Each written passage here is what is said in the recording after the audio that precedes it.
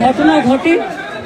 আমি সেদিন ঝাড়গ্রামে ছিলাম, কিন্তু আমার কাছে যখনই কলকাতা পুলিশ কমিশনার খবরটা দেয়, আমি সঙ্গে সঙ্গে তাকে বলি যে এটা খুব নক্কারজনক ঘটনা এবং খুবই বেদনাদায়ক ঘটনা।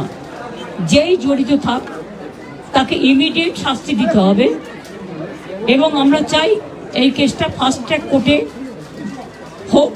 ফাস্ট ট্র্যাক কোর্টে হলে জুডিশিয়াল প্রসেসটা তাড়াতাড়ি হবে এবং তাতে আমরা ফাঁসির দাবি জানাবো। কারণ কিছু মনে রাখবেন, কিছু লোক এখনো সামাজিক অবক্ষয়ের মধ্যে আছেন, সামাজিক মূল্যবোধটাকে ভুলে গেছেন। মেয়েদের গায়ে হাত দেওয়া যে কত বড় অপরাধ এবং তার সাথে যে অত্যাচার করেছে বা তাকে যেভাবে খুন করেছে, আমি আশ্চর্য হয়ে যাচ্ছি। ওখানে নার্সরা ছিলেন, ওখানে ওদের সিকিউরিটি ছিলেন, সবাই ছিল, কিন্তু কি করে ঘটনা ঘটলো এটা এখনো আমি ঠিক বুঝতে পারছি না। পুলিশকে আমি বলেছি, বাবা মাও যেটা আমাকে বলেছেন যে ওদের ভেতরেই কেউ আছে। যদি ভেতরে কেউ থাকে, কারো প্রতি সন্দেহ হয়, যারা ছিল, যারা ওর বন্ধু বান্ধব, তাদেরকে সবাইকে ডেকে কথা বলবে এবং যিনি ফোন করেছিলেন প্রথম বাড়িতে তাকেও ডেকে কথা বলবে। আজকে প্রিন্সিপাল নিজে রেজিগনেশন করে দিয়েছিলেন, বলছিলেন যে আমার বাড়িতেও তো বাচ্চারা আছে, যেভাবে আমাকে গালিগালাজ করা হচ্ছে। তা আমরা তাকে বুঝিয়ে বলেছি, ঠিক আছে আপনাকে ওখানে কাজ করতে হবে না, আমরা ওনাকে সরিয়েছি অন্য জায়গায়। আমরা ওখানে MSVP-কেও সরিয়ে দিয়েছি ডিউ টু নেগলিজেন্স।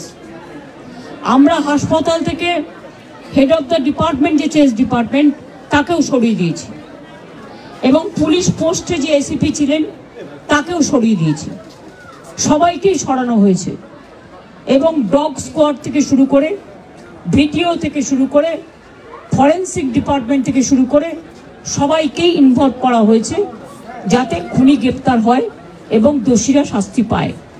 এবং আমি চাই পুলিশ যত তাড়াতাড়ি সম্ভব দোষীদের গ্রেপ্তার করবে। আর রবিবার পর্যন্ত যদি তারা কুল কিনারা করতে না পারেন, কারণ ভেতরেও তো অনেকে আছে, তাহলে এই কেসটা আমরা আমাদের হাতে রাখবো না, আমরা CBI-কে দিয়ে দেবো। তার কারণ হচ্ছে আমার এতে কোনো পাওয়ার লেনা দেনা কিছু নেই, আমি প্রথম দিন থেকেই বলছি।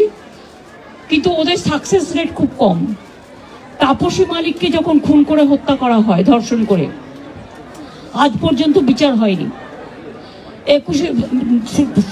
সিঙ্গুরে এটা হয়েছিল, নন্দীগ্রামে যখন 14 জন গুলিতে মারা যায় বা 10 জন হারিয়ে যায়, আজও তারা ফিরে আসেনি। এই কেসগুলো সব CBI-এর হাতে ছিল, রিজার্ভের কেসও ছিল, একটা কেসেরও বিচার হয়নি। এমনকি রবীন্দ্রনাথ ঠাকুরের নোবেল প্রাইজ চুরি হয়েছিল, সেই কেসটাও ছিল, মানুষ কোনো বিচার পায়নি।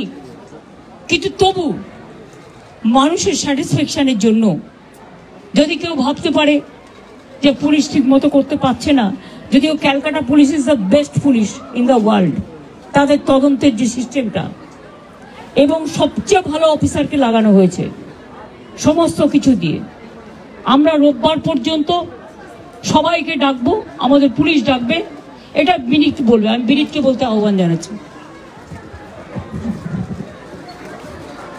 আমরা অলরেডি যে ইনভেস্টিগেশন প্রসেসের মধ্যে যারা যারা ওই পিওর কাছাকাছি ছিলেন, কোনো ধরনের কোনো কানেকশন আছে, ইনভলভমেন্ট আছে, প্রত্যেকটা লোককেই ডাকা হচ্ছে এবং ডাকা হবে যদি কারো না ডাকা হয়ে থাকে।